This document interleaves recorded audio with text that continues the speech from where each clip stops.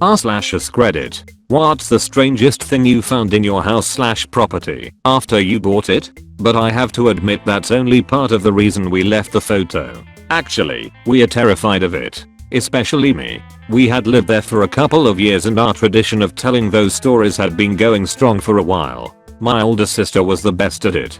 Creative, funny, biting stories that somehow always worked, and that's when they started disciplining their children with the ugly stick. My little brother didn't like it. He would tell us the picture was getting uglier every time she told one of those stories and maybe we should stop, but everyone would laugh even harder. My sister died in a freak electrical accident a couple of days after Christmas. We were gathered in the kitchen one morning making breakfast, and someone had put bread in the toaster that wasn't toasting.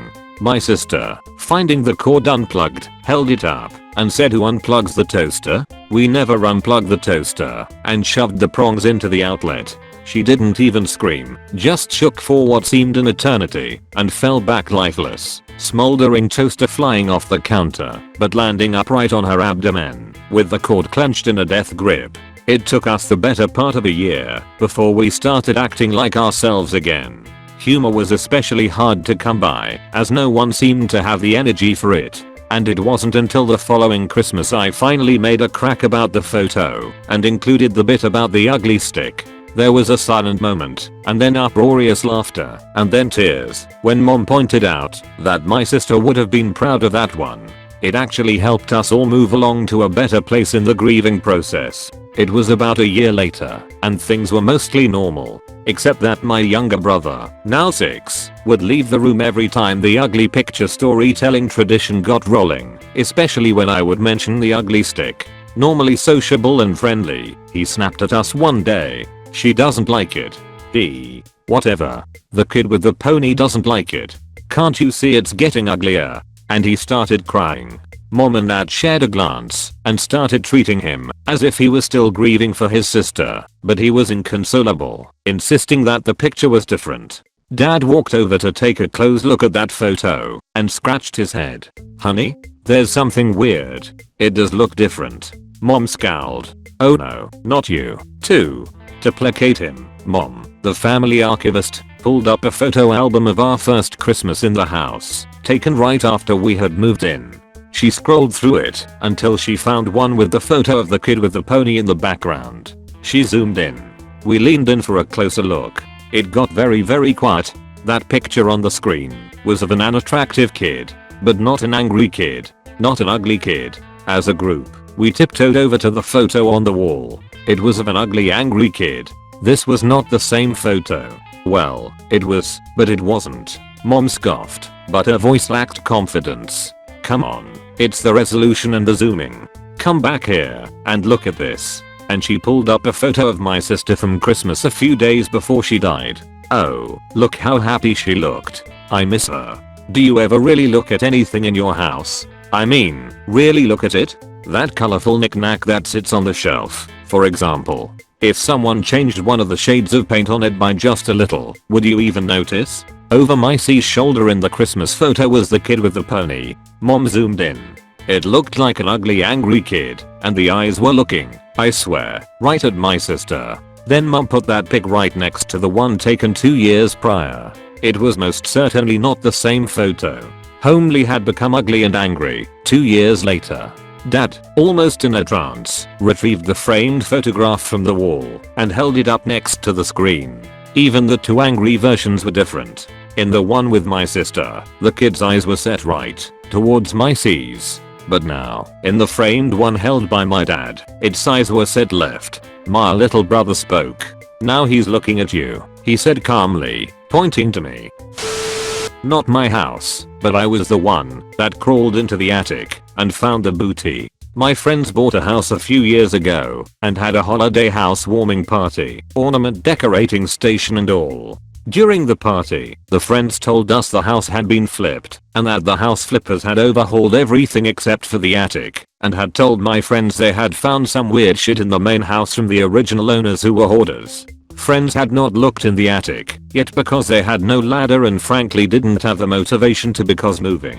Anyhow, I had had a few drinks by then, and I did have the motivation to, so pulled myself up and into the attic to what I can only describe as a gloriously salacious and cluttered scene. Scores of gay porn magazines, dating back to the 80s, dispersed and piled in layers of glossy copy, and broken furniture pieces. Dozens of VHS recordings with handwritten titles that were amazing and fucking filthy. A papasan chair, rug, and a shitty TV and VCR from who knows when.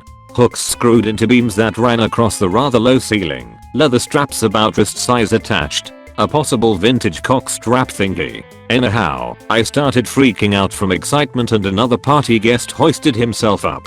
We picked a few dozen magazines that were in better condition and started throwing them down the attic opening, along with the leather straps I had found and some choice VHS tapes. The party's ornament decorating station devolved, or evolved, depending on who you were talking to, into decoupaging dicks on 2 glass balls, which we hung on their inaugural Christmas tree along with the leather straps. I took home this really interesting, undated softcover volume called The Leatherman's Workbook, which was erotica accompanied by hardcore illustrations and several photo essays. I tried to find the history of it but was unsuccessful. Anyhow, my friend's new house got adequately warmed that night. Alright. Hopefully at least 3 people get to read my long stories. I purchased a HUD home. If you don't know what that is, it was a foreclosed home that has since been put up for auction essentially. I got mine for about $23,000 and ended up putting a lot of work into it throughout the past 6 years I've lived here. At first, we just had to do some light remodeling. When I finally got access to it, there was a disgusting blue carpet with stains all over it. It smelled awful and needed ripped up, so we did. Underneath the carpet was a pleasant surprise, a beautiful floor made of blonde wood. We were hoping we would keep getting small surprises like this but we didn't. Instead we found that the copper from the aqua was stolen. Then we found that the air ducts were ripped up under the house. Then we found cement poured down the sinks.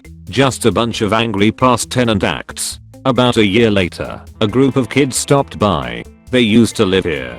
They told me the floors were nasty because they let their pets run around and pee and shit everywhere. Rabbits, raccoons, mice, snakes, birds, dogs and cats. Some of it was pee and poop, other stains were blood.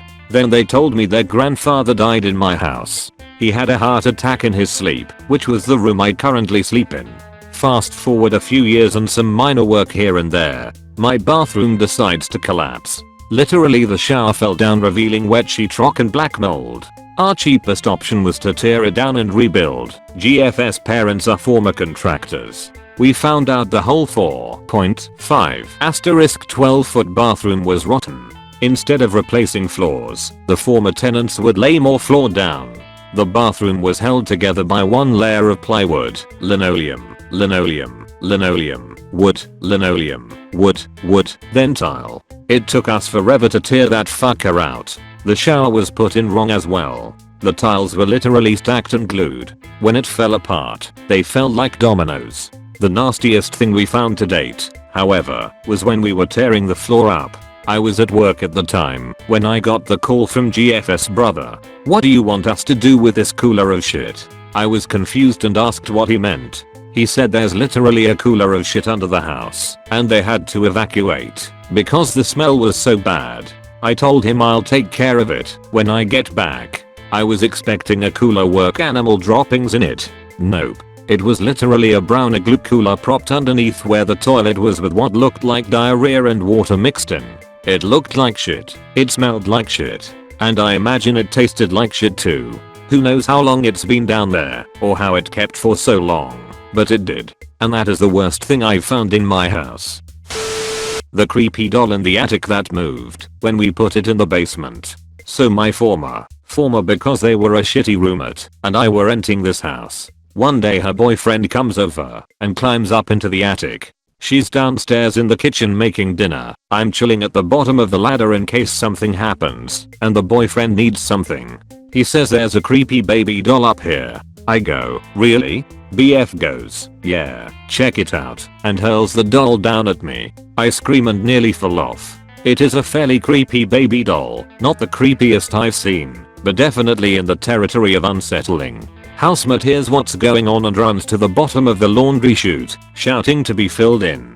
I got to the top of the laundry chute. Your boyfriend threw this at me and tossed the doll down the laundry chute. Housemate screams and won't go back in the downstairs bathroom until boyfriend moves the doll. He lets us know there's 2 more up there. We are like, leave them up there. This one gets up off in the basement where it's out of sight unless you go looking for it. Not too creepy, right? Months later, on my birthday, I get home to a totally dark house. My housemate was the worst at leaving lights on. Even if I left one on because I knew I'd be home after dark, she'd turn it off. One of many reasons she was a shit roommate. I suppose it bears mentioning at some point that my birthday is in January. Anyway, totally dark house. Get in, turn on a lamp in the living room, come around the corner to the kitchen.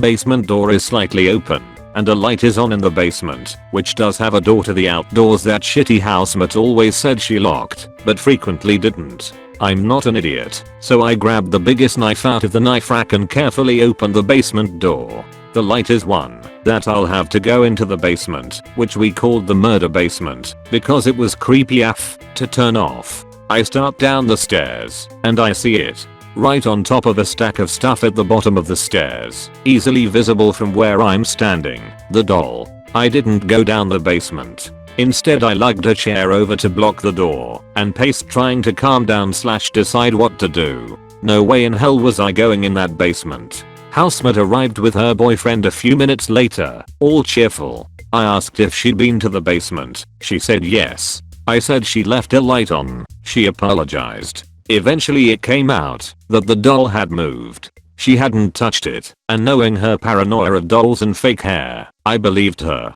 We burned the doll in the backyard that night. When we were eventually kicked out by our landlord selling the house, he'd moved to a different state and didn't want to be bothered anymore. I took the melted remains of the doll's head and hid it in the basement for the new homeowner to find. I'm late to the party, but I have to contribute this story. A few years ago my mother found a gemmed drum in our home. We, mostly her, came to conclusion that it was supernatural and had it burned, wrapped, blessed, and discarded into the bottom of a nearby river. For some context, our family is of Sudanese descent. Every few years my mother would travel to Sudan to visit friends and family. My sister and I would go with her for a couple of these trips.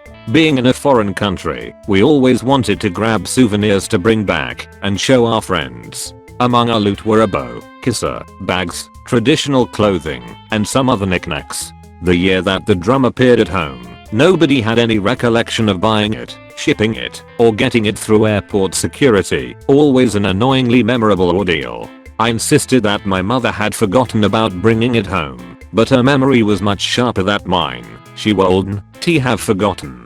We asked everybody that had been to the house recently if they brought it over and forgot about it. Nobody had any idea. By this point my mother, a very religious and superstitious woman, decided that this was too spooky for her and asked me to discard it. I thought it was a pretty cool souvenir, so I decided to keep it and spare her the truth. It sat in the enclosed storage space under my bed for a few weeks or so, I thought. About a month and a half later, she calls me screaming that she found the drum in her room. She was yelling and panicking, convinced that this was some dark magic and that the drum was following her. Me. I never have and never will believe in that stuff. But the situation was creepy. I have no memory of even touching it since I tucked it away. Nobody else was living there except me, her, and our cat. Unless my cat is somehow playing pranks on us, I couldn't think of any rational explanation to how it got in her room.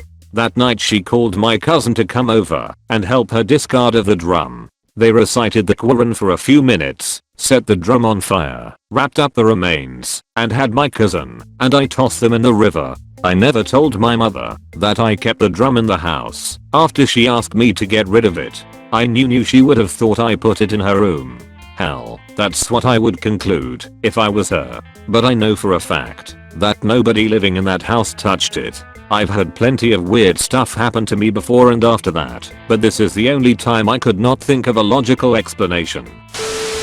Not my property, but bizarre nonetheless. I was cleaning out a Dagwood Bumstead closet for a 75-year-old woman that kept her old live jazz bar after her husband passed away. She was awesome. I managed the bar and bartended, and she cocktailed and told all the guests I was the owner and worked her ass off so she could get sympathy tips. We laughed a lot after hours over a drink or two as she told me bar stories of the 1930s and 40s. This was in 1980. Anyway, her deceased husband had jammed this closet so bad you couldn't see 12 inches back in, and it was packed top to bottom, left to right, 6 feet deep. On a day we were closed, I cranked up some tunes, cracked a cold one, and started pulling things out. Some of what I found: to canvas bank bags filled with old silver dollars, about $500 worth. A collection of unopened Franklin Mint commemorative coins you used to be able to subscribe to and receive monthly.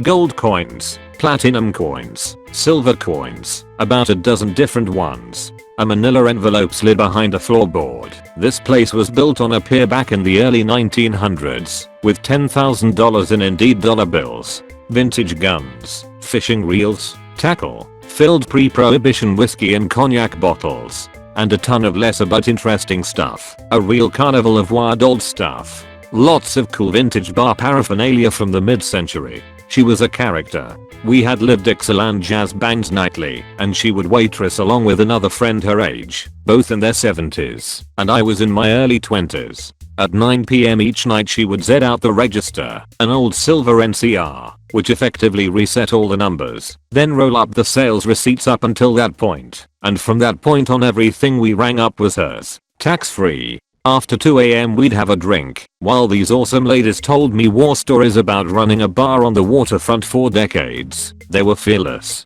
As well, she'd pay us cash, we'd all share a cab home she paid for, after she rolled up her 9 PM to 2 PM cash and slid it in her knee-high hosiery. Total badass. I would have loved to have been the one to clean out her apartment. When she eventually passed away, I'm certain there was a ton of loot she'd stashed away for decades as she ran a cash business and did not trust banks. As a restaurant and bar owner, and every other position in the business, all my life I've 1,000 unbelievable stories, but to this day she is my favorite person ever to work beside and for. You'll never be forgotten, Joni.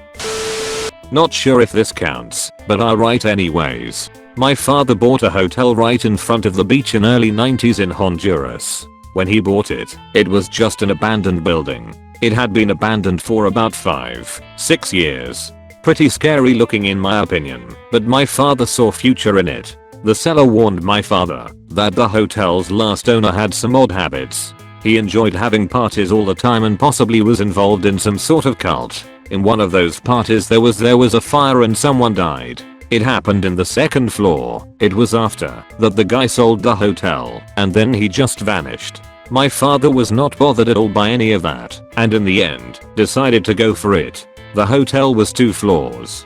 The bottom floor had all the rooms and the second floor had like meeting rooms and some sort of nightclub. When they went to see the hotel for the first time, after it was given to him, they were all pretty excited looking all around. The interesting part was when they went to the second floor.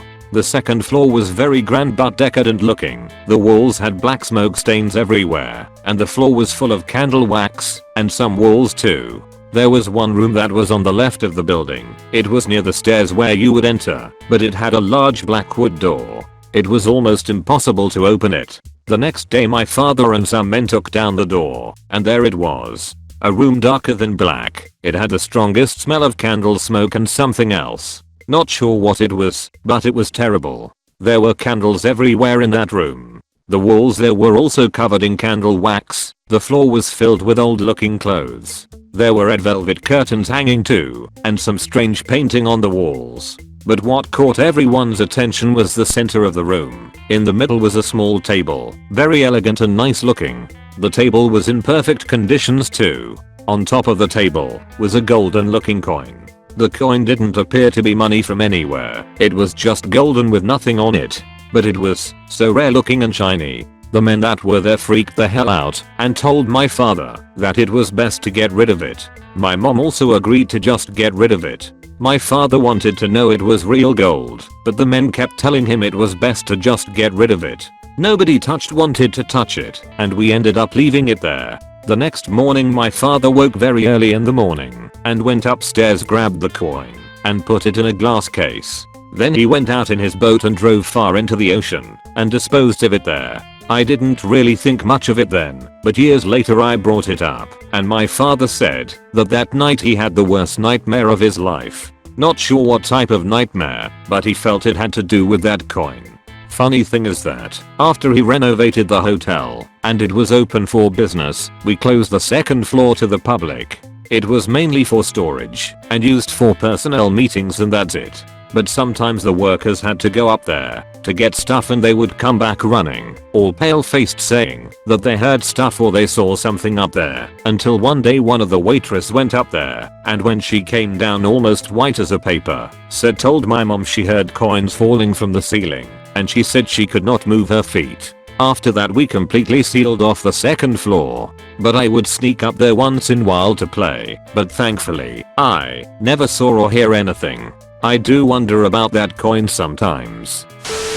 Sad, but humorous at the same time. About 12 years ago, both of my grandparents had to permanently move into assisted living care. I was living in an apartment at the time, but sick of living there, so I decided to buy the house. The bonus of me buying it was keeping the house, as my grandpa was in complete denial that he could not come home. Super independent dude, and we figured it would ease his mind a bit. I slowly started going through the house prior to moving in to get as much junk as possible out. Grandma had Alzheimer's and had been hoarding things, particularly in the basement. I noticed I was finding a $20 here and a $10 there. At first I thought nothing of it really, until I took the Christmas tree apart. They kept it put together and just carried it downstairs and covered it after Christmas, and found several $100 bills shoved in the middle pole. Turns out grandma thought grandpa was hiding all the money from her. Totally false, just part of the Alzheimer's. So anytime she had cash she would hide it in random places and ultimately forget about it. We had to go through everything before tossing it / moving it to storage to ensure money was not hidden. I think we found $5k total and probably missed some. For a couple years after moving in, I kept the house looking as much like it used to as possible because my mom and aunt were afraid grandpa would want to see the house and be upset if it was changed. I continued coming across cash for that period of time. After living here for over 3 years among their stuff with most of my own in storage, I finally decided either I was going to fully move in or start looking for another house. I was paying monthly and felt I had been more than tolerant. I was told a couple of times that grandpa may move home against medical advice and that I would have to leave. I was pretty upset as I had left an apartment that I paid insanely cheap rent on and had an agreement my rent stayed the same, and if I tried to go back I would have to pay the new rent, and it was $200 more per month. Things finally worked out, but I learned the hard way that it is very difficult to live in another family member's former home. Thank you so much for watching. Please like and subscribe the channel.